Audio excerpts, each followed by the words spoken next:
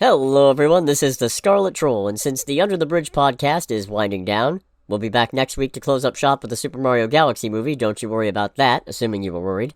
I want to take a stab at writing/editing more of these short-form reviews, and to that end I'll be talking about Kirill Sokolov's new action comedy mashup, They Will Kill You.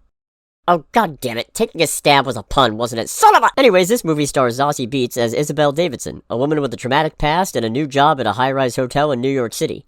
But she quickly comes to find out that the Virgil's clientele are not just rich snobs, but demon-worshipping cultist rich snobs, and that they're planning to sacrifice her for their own benefit. Only for the tables to turn slightly as they in turn discover that she is not the easy target they were expecting.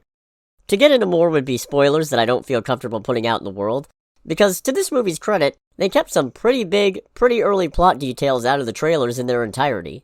And because this is a wild fucking ride that I absolutely recommend seeing. I had a blast with this film. They Will Kill You feels like a loving homage to exploitation B movies in the most complimentary sense possible, with many shots taking the opportunity to revel in the action and gore and Zazie Beetz beating the shit out of rich assholes in her pajamas.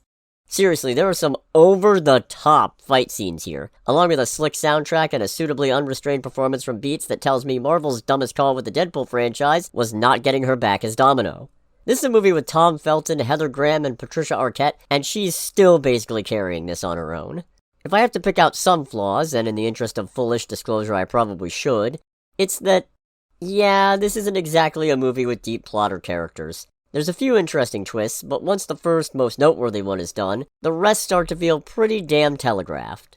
But it's also a movie that very unapologetically knows what it's about, and what it's about is being violent and extra.